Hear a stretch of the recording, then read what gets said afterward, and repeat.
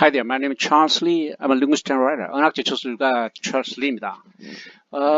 제가 이제 영어, 중국어, 이렇게 책을, 영어, 중국어, 한국어, 한글에 대한 책을 냈는데, 30여 권이 넘습니다. 그런데 이제, 이번에는 세 권의 책을 냈는데, 그 중에서 이제 한국어는 한글이 바꾼 중국어 발음하고, 또 이제 한국어의 비밀, 하고 중국어 발음 3분한성 이게 세 개를 내는데 제가 이번에 이 설명을 드릴 것은 한국어의 비밀입니다. 한국말과 한글에 대해서 좀 파헤쳐 왔는데 연구를 한 거죠. 그것에 대한 설명을 해드리겠습니다. 우리가 알고 있는 그 한글의 비밀을 보면은 너무나 똑같은 말만 저기 하고 있어요. 그러니까 한글이 나온 지가 벌써 600년이 됐는데 하는 거 이야기 보면 똑같이 이런 이야기예요. 우리가 앵무새가 아닌데도 앵무새의 레파토리가 똑같아요. 과학적이고 자음의 형상 가지고 이야기를 해요. 그런데 거기서 한 발짝도 못 나가고 있어요. 근데 이제 제가 다른 걸 했어요. 다른 연구를 여러 가지 하다 보니까 우리가 알고 있는 그 한글에 대한 것은 너무 알고 있는 게 적고 너무 이제 얕다고 생각을 했어요. 한글 이런 질문을 제가 한번 해보겠습니다. 한글이 이 자음의 모양이 과학적이라고 하는데 자음의 모양 때문에 한글 배우기가 쉽습니까? 정말 그래요? 전혀 그렇지 않습니다.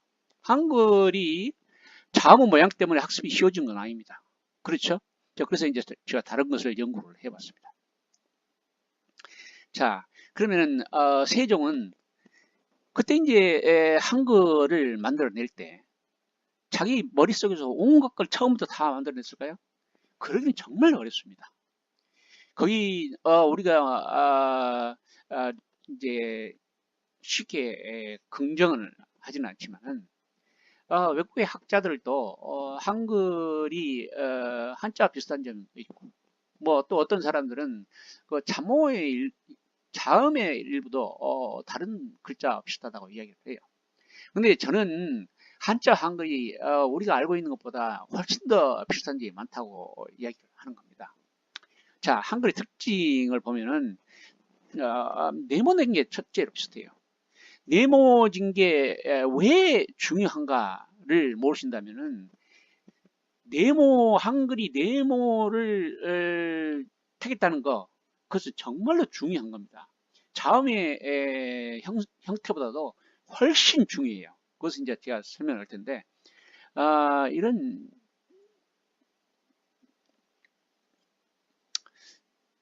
자, 한글과 한자의 유사성을 따져봅시다. 어떤 것이 한자 비슷한지. 자, 네모가 비슷하죠? 중국 인자. 그다음 두 번째로는 이제 물론 이제 한글 네모에는 중국 한자와 다른 것이 있는데 중국 한자도 한자가 옛날에 상형 문자 있을 때는 물론 그 속에는 산이라고 그러면은 산을 나타내는 것만 들어있기 때문에 거기에 이제 뭐 읽을 수 있는 그 기준이 되는 게 전혀 없었어요. 그런데 그 뒤에 이제 새로운 한자를 만들어낼 때는 중국인들이 형성문자 방법으로 만들어냈어요. 형성문자는 뭐냐? 그 속에 한자 한 글자 속에다가 발음하고 의미하고 똑같이 집어넣는 거예요. 이제 그 있죠. 이제 방이라는 우리나라 우리 한글 표기를 보면은 방이죠. 방, 모방이라고 하는데 그 밑에 있는 한자의 글자는 형성문자로 만들어낸 거예요. 그 옆에 이제 방이라는 것 속에다가 옆에 충이라는 것을 넣었어요. 그래서 충은 음이고 방은 발음이에요. 그래서 읽기는 방이라고 중국어 발음은 방이라고 하는데 거기에는 벌레 충이 들어있다는 이야기예요. 그러니까 발음하고 의미하고 같이 한다는 겁니다. 한글은 어떻게 되어 있냐? 한글은 그 속에다가 발음을 집어넣었어요. 발음을 집어넣었다고. 그러니까 중국어가 저렇게 발음을 집었어요. 물론 발음을 집어넣은 이것은 달라요. 그렇지만 발음을 집어넣은 겁니다. 자, 다음을 보겠습니다.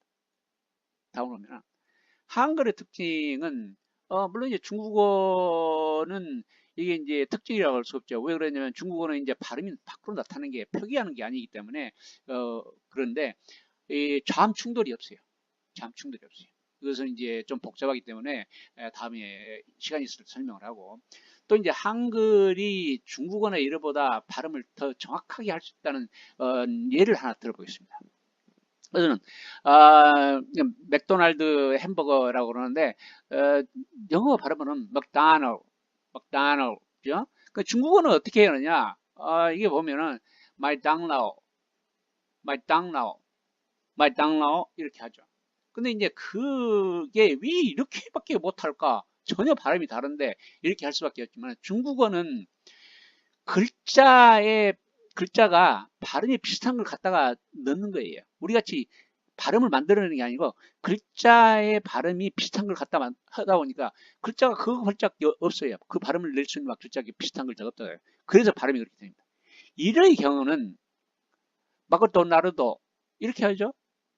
이것은 일의 중요한 음, 그 저기 특징, 카나의 특징은 정성이 한 개밖에 없다는 겁니다. 물론 이제 정성을 다른 것으로 표시하는 방법이 있어요. 그런데 여하튼 정성이 50음도에는 한 개밖에 없어요. 그래서 이제 그렇게 나는 겁니다. 자, 그러면은 한글과 한자의 다른 점을 한 가지 이야기를 하면 한글 표기는 정성 자음이 발달해 있어요. 그 정성 자음이 발달해 있기 때문에 시제를 표현할 때만 해도 우리는 정성 자음만으로도 피치가 않아요. 예를 들어서 먹었다 그러면은 먹었다고 먹는다 하고 차이는 그 정성 자음 한 개 가지고 차이를 납니다. 중국어는 달라요. 중국어는 글자를 넣습니다. 이의 경우도 하기는 안 하는데 거기도 정성 자음이 발달해 있지 않기 때문에 글자 한 개를 넣습니다. 자, 다른 걸 이야기해 보겠습니다. 그러면은 세종이 여러 가지 아이디어를 냈어요. 한글은 아이디어 집필품인데 세종이 자기가 처음부터 무에서 한글을 만들어낸 건 아니에요. 그런데 이제 제가 이제 여러 가지를 조사를 하다 보니까 조사 연구를 하다 보니까 여러 가지가 있는데 그 중에서 이제 몇 가지를 들어놓고 제가 오늘 설명할 것은 한글 구조에 대해서 설명을 해보겠습니다. 첫 번째로는 네모 한글 구조가 있고, 그 다음에 세종이 받은 영감도 있고, 세 번째는 한자 한글 외형과 내형도 있고, 그 다음에 이제 네 번째는 세종이 한글을 만들 때 고민을 많이 했어요. 그 고민을 제가 발견했어요. 무슨 고민을 했을까? 한 것도 발견을 했습니다. 또 이제 다섯 번째로 자모를 구분하는 방법. 여섯 번째는 소송, 중송, 정송으로 구분하는 방법. 이런 여러 가지 거가 한자하고 상당히 관련이 되어 있습니다. 자, 오늘 이야기는 제가 한글의 구조에 대해서 이야기를 해보겠습니다. 한글의 구조. 그러니까 한글은 이 한글의 구조가 장점인데 이 한글의 구조 때문에 중국어의 발음을 제대로 표기를 못했어요. 자, 그것에 대해서 제가 예를 들어보겠습니다. 왜 그렇게 되는지. 자, 제가 다른 책에서도 언급을 했지만은 지금 이제 하오 이렇게 보면은 호는 몸이 한 개가 탈락해 가지고 우리나라 호가 됐어요. 뭐가 탈락했냐면은 A가 탈락하고 O가 남았어요. 또 주는 E가 탈락하고 우가 남았어요. 그래서 주가 됐죠. 교도 마찬가지고 수도 마찬가지. 모음이 한 개씩 탈락을 했어요.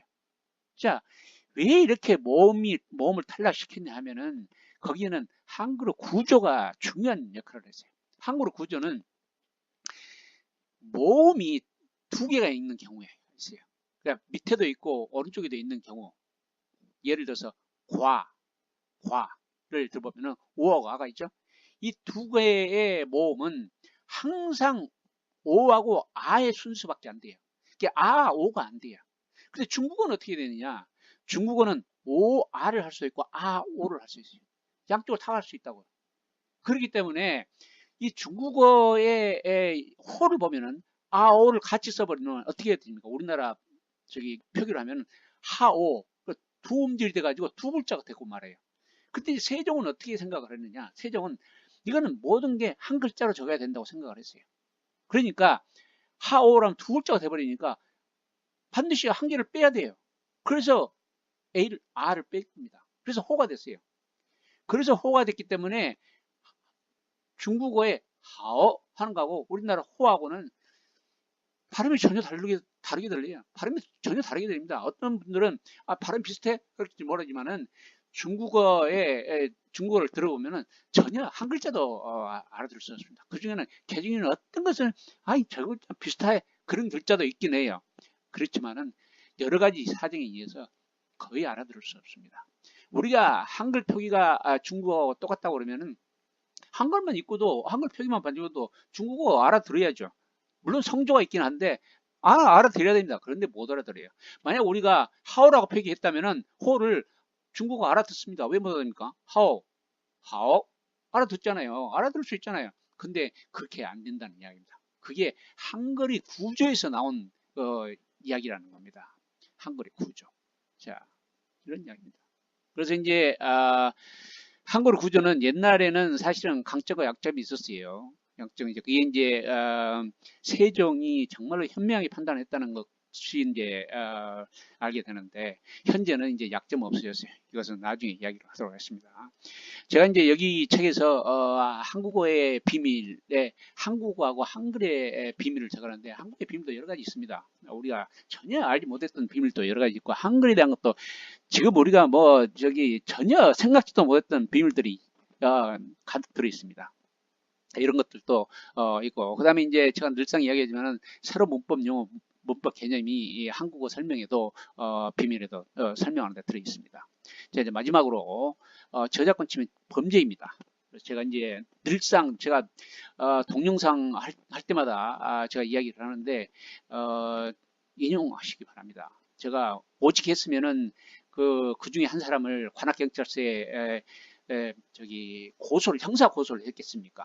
또 그 사람하고 대면을 시켜달라고 수사관에 이야기를 했겠습니까? 그 사람 정말 가가지고 뭐라고 그러는지 아십니까?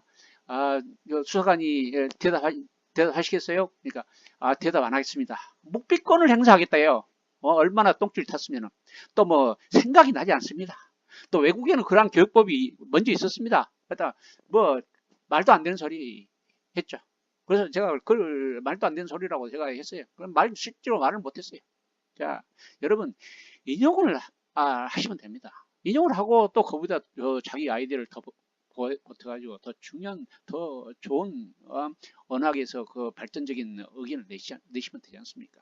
자, 제가 인용하면 쓸 수 있다는데 왜 안 하는지 모르겠어요. 자기 머리에서 나왔다고 머리가 좋다고 또는 뭐 이렇게 하기 위해서 그러는 모양인데 인용하면 됩니다. 인용을 안 하다가 정말 큰 코 다칠 수 있습니다. 자, 여러분 인용을 하시기 바랍니다. 인용은 돈이 들지 않는다는데 왜 그런지 알 수가 없어요. 오케이?